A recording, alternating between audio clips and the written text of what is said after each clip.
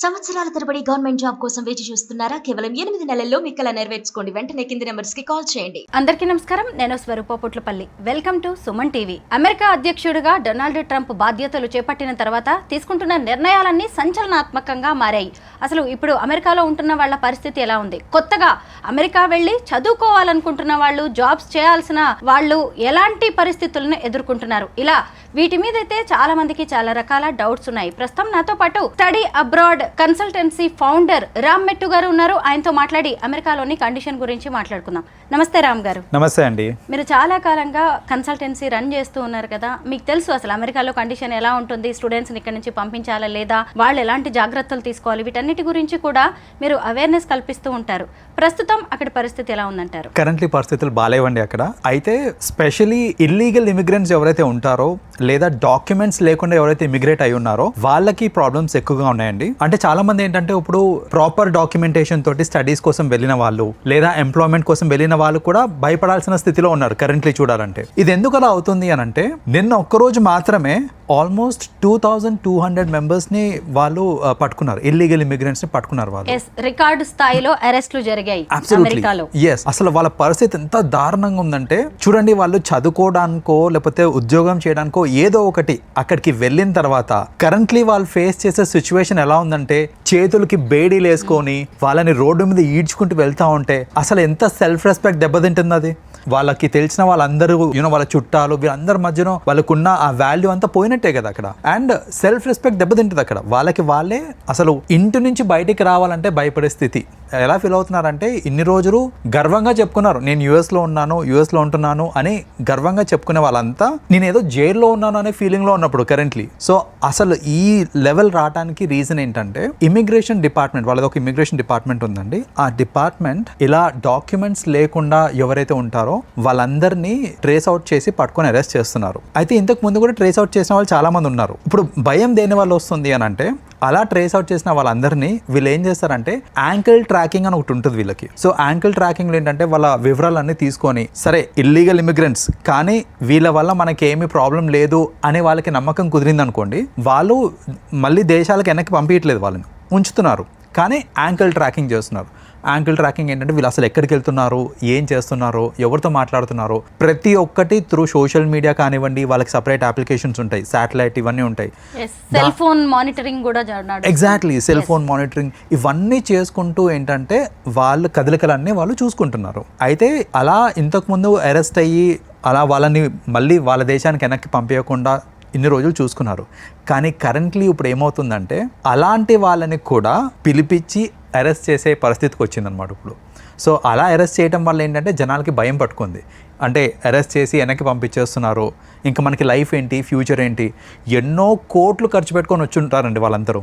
ఇప్పుడు ఏంటంటే చదువుకోవడానికన్నా కానివ్వండి, లేకపోతే అలా ఇల్లీగల్గా రావడానికి కొన్ని కన్సల్టెన్సీస్కి వాటికి వీటికి వీళ్ళు ఏం చేస్తారంటే థర్డ్ పర్సన్స్కి అమౌంట్ ఇచ్చి వెళ్ళుంటారు. సో ఇప్పుడు ఆ అమౌంట్ రాబట్టుకుందామనే లోపే అరెస్ట్ అయ్యి మళ్ళీ వెనక్కి వచ్చేస్తామనే బాధ, భయం ఇవన్నీ అక్కడ జనాల్లో ఉన్నాయి కరెంట్లీ. ఇంకా ఇంకొక యాంగిల్ చూస్తే అండి, అన్ని డాక్యుమెంట్స్ పర్ఫెక్ట్గా ఉండి వెళ్ళిన వాళ్ళు కూడా అసలు బయటికి రావాలంటే భయపడుతున్నారు. ఎందుకంటే వాళ్ళకి జరిగే ప్రొఫైలింగ్ కానివ్వండి, స్క్రీనింగ్ కానివ్వండి, ఇవన్నీ కూడా ఒక నెక్స్ట్ లెవెల్ స్క్రీనింగ్ జరుగుతుంది. ఇంతకుముందు వీసా ఇంటర్వ్యూస్, అంటే ఇక్కడ నుంచి యూఎస్కి వెళ్ళాలంటే వీసా ఇంటర్వ్యూస్లో జనరల్ క్వశ్చన్స్ అడిగేటోళ్ళు వాళ్ళు. లైక్ ఎందుకు వెళ్దాం అనుకుంటున్నావు, యూఎస్కి ఎందుకు వెళ్దాం అనుకుంటున్నావు, నీ క్వాలిఫికేషన్ ఏంటి, ఏ కంపెనీలో పనిచేద్దాం అనుకుంటున్నావు, లేకపోతే ఏ యూనివర్సిటీలో చదువుదాం అనుకుంటున్నావు, ఈ క్వశ్చన్స్ ఉంటాయి. కరెంట్లీ ఇప్పుడు ఏంటంటే సోషల్ మీడియా ప్రొఫైలింగ్ కూడా జరుగుతుంది. సో వాళ్ళ సోషల్ మీడియా హ్యాండిల్స్ ఏంటి, దాంట్లో వాళ్ళు ఎలాంటి పోస్టులు పెడుతున్నారు, అవన్నీ ఓకేనా, లేకపోతే ఏదన్నా అంటే వాళ్ళ మైండ్ సెట్ ఎలా ఉంది, వాళ్ళ యాటిట్యూడ్స్ ఎట్లా ఉన్నాయి, ఇవన్నీ తెలుసుకోవడానికి ఏంటంటే కరెంట్లీ ఇప్పుడు యుఎస్ గవర్నమెంట్ వాళ్ళ సోషల్ మీడియా అకౌంట్స్ ని ప్రొఫైలింగ్ చేస్తా ఉంది. ఎస్ రామ్ గారు, మనం సోషల్ మీడియా వెట్టింగ్ గురించి మాట్లాడుకోవాలి. అసలు ఒక స్టూడెంట్ కి వీసా ఇవ్వాలా వద్దా అనేది కూడా ఆన్లైన్ లో వాళ్ళ యాక్టివిటీ ఎలా ఉంది అని అఫీషియల్స్ చూసి మరీ ఇస్తున్నారు. సోషల్ మీడియా వెట్టింగ్ గురించి కూడా ఇప్పుడు బాగా టాక్ నడుస్తుంది, దాని గురించి చెప్పండి. డెఫినెట్గా అండి. సో ఈ సోషల్ మీడియా వెట్టింగ్ గురించి చెప్పాలి అని అంటే, చాలా మంది అండి సోషల్ మీడియా అనే ప్లాట్ఫామ్ని మిస్యూజ్ చేసుకొని వాళ్ళ వ్యూస్, వాళ్ళ థాట్స్, నాకు రైట్ టు ఫ్రీడమ్ ఉంది, నేను ఎక్స్ప్రెస్ చేయగలుగుతాను అనేసి వాళ్ళ కంటెంట్, ఇష్టం ఉన్న కంటెంట్ని వాళ్ళు ఎక్స్ప్రెస్ చేయటము, ఏదైనా అది పొలిటికల్ వ్యూస్ అవ్వచ్చు, లేకపోతే ఏదైనా అవ్వచ్చు, వాళ్ళు పెట్టే పోస్ట్లు ఉండి వాళ్ళ ఫ్రెండ్స్ సర్కిల్లో ఎవరున్నారు, వాళ్ళు ఎలాంటి గ్రూప్స్ని ఫాలో అవుతున్నారు, దేంట్లో వాళ్ళు యాక్టివ్గా ఉంటున్నారు, ఈ యాక్టివిటీస్ అన్నీ కూడా సోషల్ మీడియాలో రికార్డ్ అవుతూ ఉంటాయి. వాళ్ళు పెట్టిన పోస్ట్ల నుంచి అన్నీ. కరెంట్ సిచ్యువేషన్ ఏంటంటే ఆల్రెడీ యూఎస్లో ఉన్న స్టూడెంట్స్కి కూడా ప్రొఫైలింగ్ జరుగుతుంది. స్టూడెంట్స్ కానివ్వండి, ఎంప్లాయీస్ కానివ్వండి, వాళ్ళకి కూడా ప్రొఫైలింగ్ అవుతుంది. ఎవరైతే వెళ్దాం అనుకుంటున్నారో వాళ్ళని కూడా చూస్తున్నారు. సో ఇలా చూడటం వల్ల ఏంటంటే వాళ్ళకి ఏదన్నా కొంచెం తేడా కొట్టింది అనుకోండి, అరే వీడి మైండ్ సెట్ బాగాలేదు, లేకపోతే వీడి ఇంటెన్షన్స్ కరెక్ట్గా లేవు అని వాళ్ళకి ఏమైనా అనిపించింది అని అంటే వాళ్ళకి వీసా ఇవ్వకపోవడం, లేదా వాళ్ళు ఆల్రెడీ యూఎస్లో ఉంటే కనుక వాళ్ళని డిపోర్ట్ చేయడం, మళ్ళీ బ్యాక్ టు ఇండియా పంపించడం, ఇలాంటి యాక్టివిటీస్ కూడా జరుగుతున్నాయి. అయితే స్టూడెంట్స్ కానీ ఎవరన్నా సరే తెలుసుకోవాల్సింది ఏంటిదనంటే, మీ సోషల్ మీడియా ఒకవేళ నార్మల్గా న్యూట్రల్గా ఉందనుకోండి, భయపడాల్సిన పని లేదు. రైట్, మీ సోషల్ మీడియాలో ఏదన్నా వ్యతిరేకంగా, అంటే మరి ఎవరికైనా వ్యతిరేకంగా ఏదన్నా రాయటం కానివ్వండి, లేకపోతే ఎనీథింగ్ విచ్ ఈస్ ఎక్స్ట్రీమ్, అలాంటి ఏదైనా పోస్టులు పెట్టారనుకోండి, పొలిటికల్ పోస్టులు ఇలాంటివి ఏమైనా ఉన్నాయనుకోండి, అవి మాత్రమే డిలీట్ చేయండి, అంతవరకు మాత్రమే డిలీట్ చేయండి. అంతేగాని కొందరు ఏం చేస్తున్నారంటే స్టూడెంట్స్ ఎందుకు వచ్చింది, ఎక్కడ వాళ్ళు మిస్టేక్ పట్టేస్తారేమో అనేసి సోషల్ మీడియా అకౌంట్స్ని డిలీట్ చేసుకుంటున్నారు, విచ్ ఈస్ వెరీ రాంగ్. మీరు సోషల్ మీడియా అకౌంటే డిలీట్ చేశారనుకోండి, మీకు ఇబ్బంది ఏమొస్తుందంటే, మీ సోషల్ మీడియా అకౌంట్ చెప్పండి అని అన్నప్పుడు no I don't use it, లేకపోతే నాకు లేదు అని చెప్పారనుకోండి, వాళ్ళకి డౌట్ క్రియేట్ అవుతుంది, ఉంది కానీ వీళ్ళు డిలీట్ చేశారేమో, అంటే వీళ్ళు డిలీట్ చేశారంటే దాంట్లో ఏదో తప్పుగా వీళ్ళు పోస్టులు చేస్తుంటారు, so let us not consider him అన్నట్టు ఒక నెగటివ్ ఇంప్రెషన్ క్రియేట్ అయిపోయి మొత్తానికే మోసం వచ్చే ఛాన్సెస్ ఉంటాయి. కాబట్టి అకౌంట్స్ డిలీట్ చేయకండి. అకౌంట్స్లో ఏదైనా విపరీతంగా ఏమైనా రాసున్న పోస్టులు కానీ, పొలిటికలీ వ్యతిరేకంగా ఏమైనా రాసున్నారు, లేదా యూఎస్కి వ్యతిరేకంగా ఏమైనా రాసున్నారంటే అవిటిని మాత్రమే తొలగించండి, అన్నిటినీ డిలీట్ చేయాల్సిన అవసరం లేదు. అలా చేయటం వల్ల అన్నిటినీ ఒకవేళ డిలీట్ చేయడము, లేదా అసలు అకౌంటే డిలీట్ చేయడం చేస్తే కనుక ఖచ్చితంగా అది ఇంకా మేలు కంటే కీడు ఎక్కువ చేస్తుంది. కరెక్టే. చాలా మంది డిలీట్ చేసేస్తున్నారు ఎందుకు వచ్చిందిలే అని చెప్పేసి. కరెక్ట్. అయితే మీ దగ్గరకు కూడా చాలా మంది స్టూడెంట్స్ వస్తూ ఉంటారు కదా, వాళ్ళకి మీరు ఏం చెప్తున్నారు? ఇప్పుడు నాకు జనరల్గా వచ్చే ఒక క్వశ్చన్ ఏంటంటే, అసలు యూఎస్కి వెళ్ళడానికి ఇది రైట్ టైమా? యూఎస్ అనేది చాలా మందికి అబ్రాడ్ వెళ్ళి చదువుకోవాలనే కోరిక ఉంటుంది. సో నేను అబ్రాడ్కి వెళ్ళి ఈ టైంలో చదవడం కరెక్టా, లేకపోతే ఆగిపోమంటారా, లేకపోతే వేరే దేశానికి వెళ్ళమంటారా, ఈ క్వశ్చన్స్ ఎక్కువ వస్తున్నాయి నాకు ఈ మధ్యన. అయితే ఇక్కడ ఒక సింపుల్ అనాలిసిస్ అండి. మీరు డాక్యుమెంట్స్ అన్నీ పర్ఫెక్ట్గా ఉన్నాయి, మీ సోషల్ మీడియా క్లీన్ ఉంది, రైట్, మీరు ఏం తప్పు చేయలేదు, చేయబోరు కూడా అని అంటే భయపడాల్సిన అవసరం లేదు. ఇక్కడ యూఎస్లో మార్కెట్ కూడా అంత బాగాలేదు కదా అని అంటే దానికి ఆన్సర్ ఏంటంటే, ఎస్, ఖచ్చితంగా యూఎస్లో మార్కెట్, జాబ్ మార్కెట్ అనేది ఇప్పుడు బాగాలేదు. కానీ మీరు చదువుకోవడానికి వెళ్తున్నారు అనుకోండి, మీకు 2 బెనిఫిట్స్ ఉన్నాయి. ఈ టైంలో యూఎస్కి వెళ్తే 2 బెనిఫిట్స్ ఉన్నాయి. బెనిఫిట్ నెంబర్ 1 ఏంటంటే, ఈ టైంలో చాలా మంది వెళ్ళట్లేదు కాబట్టి మీకు వీసా వచ్చే ఛాన్స్ ఎక్కువ, అంటే వీసా యాక్సెప్టెన్స్ ఛాన్స్ ఎక్కువ ఉంటుంది మీకు. రెండోది ఏంటంటే, అంటే if your profile is clear, అప్పుడు యాక్సెప్టెన్స్ ఛాన్స్ ఎక్కువ ఉంటుంది. రెండో బెనిఫిట్ ఏంటంటే, మార్కెట్ ఖచ్చితంగా సెట్ అవుతుంది ఫ్యూచర్లో. ఇప్పుడు బాగాలేదు కానీ ఫ్యూచర్లో సెట్ అవుతుంది. మార్కెట్ సెట్ అయ్యే టైంకి మీ స్టడీ కూడా అయిపోయి ఉంటుంది కాబట్టి మనం ఏంటంటే జాబ్ రెడీ ఉంటాం అనమాట. సో ఎవరన్నా ప్లాన్ ఉంది యూఎస్కి వెళ్ళాలి అని అంటే, ఒకటే నేనేం చెప్తానంటే, మీ ప్రొఫైల్ ఖచ్చితంగా 100% క్లీన్ ఉంది, మీ ఇంటెన్షన్స్ క్లియర్ ఉన్నాయి అని అంటే కనుక వెళ్ళొచ్చు, ఆగిపోవాల్సిన అవసరం లేదు.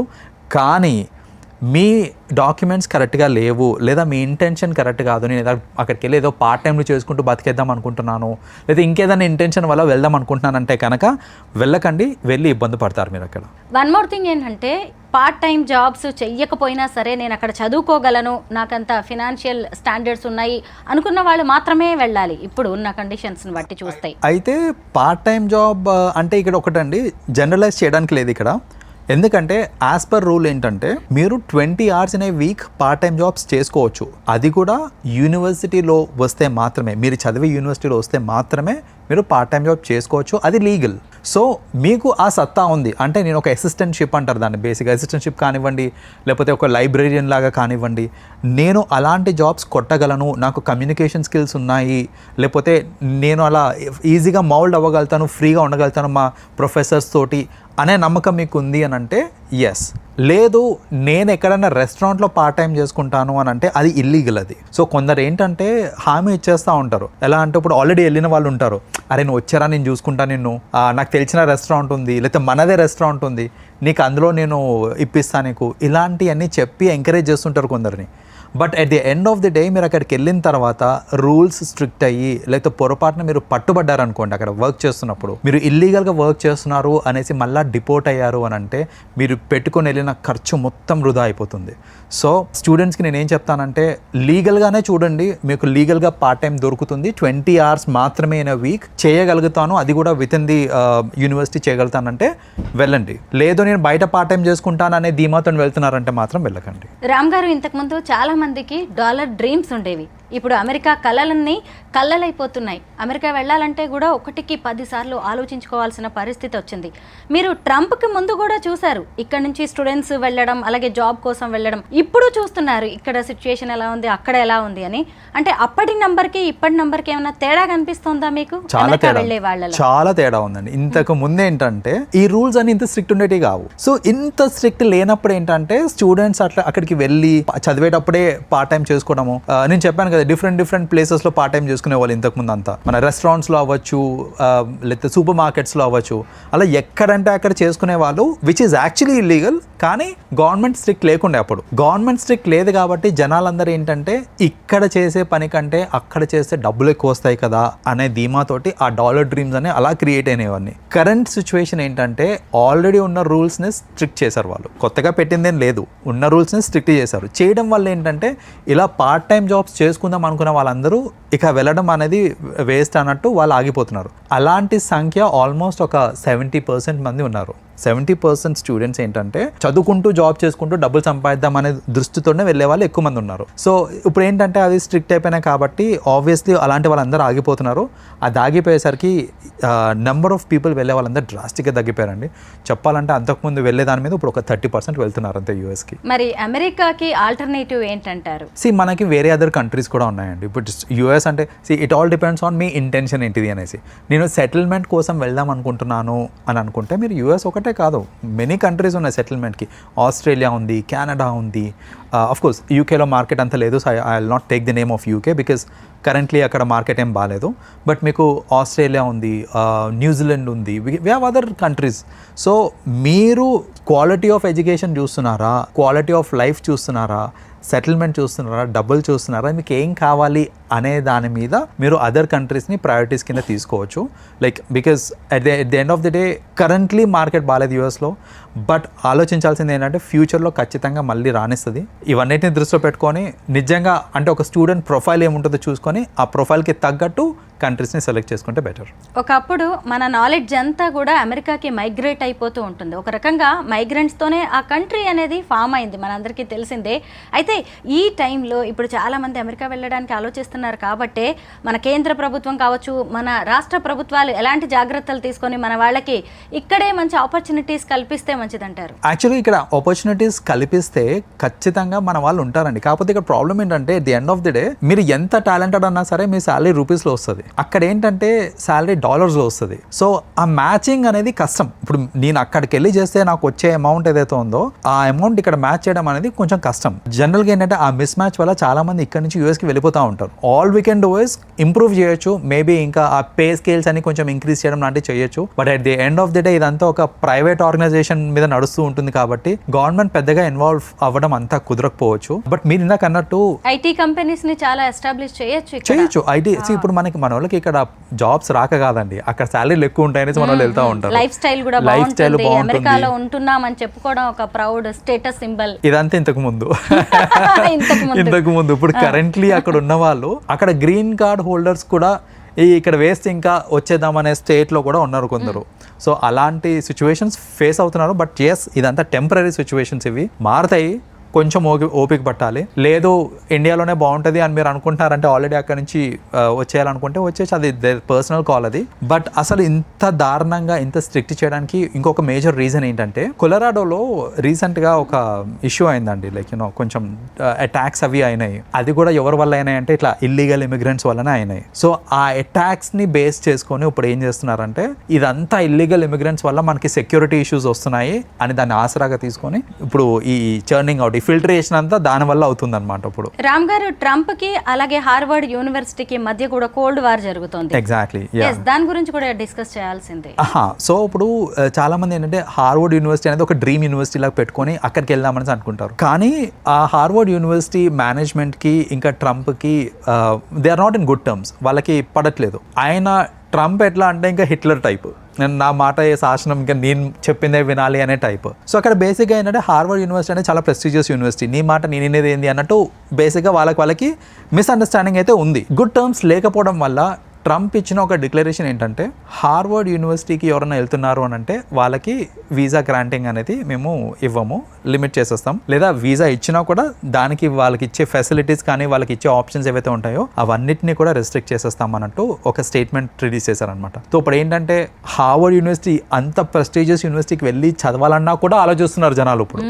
సో ఇది కూడా జరిగింది. అది బేసిక్గా నాకు తెలిసి at the end of the day set అవుతుంది అది కూడా. కానీ we have to leave it to time. Current situation అయితే బాగాలేదు. హార్వర్డ్ యూనివర్సిటీకి ఎవరైనా వెళ్దాం అనుకుంటున్నారంటే కనుక ఆలోచించండి ఒకసారి. బికాస్ మీ వీసా స్టేటస్ కానివ్వండి ఇవన్నీ కూడా కొంచెం లిమిట్ చేసి ఇస్తూ ఉంటారు అనమాట మనకి. మీరు అన్నది కూడా కరెక్టే. ఇదంతా టెంపరరీ. తన మార్కు చూపించడానికి డొనాల్డ్ ట్రంప్ ట్రై చేస్తున్నాడు. అలాగే రోమ్ వెళ్ళినప్పుడు రోమన్ లా ఉండాలని ఎలా చెప్తారో, అమెరికా వెళ్ళాలి అనుకుంటే ఖచ్చితంగా అక్కడ రూల్స్ పాటించాల్సిందే. వాళ్ళకి ఇవ్వాల్సిన డాక్యుమెంట్స్ వాళ్ళకి ఇవ్వాల్సిందే. క్లీన్ ఇమేజ్ తో వెళ్తేనే మంచిది. అమెరికానే కాదు ఎక్కడికైనా అదే మంచిది. Thank you so much Ram garu. You welcome అండి.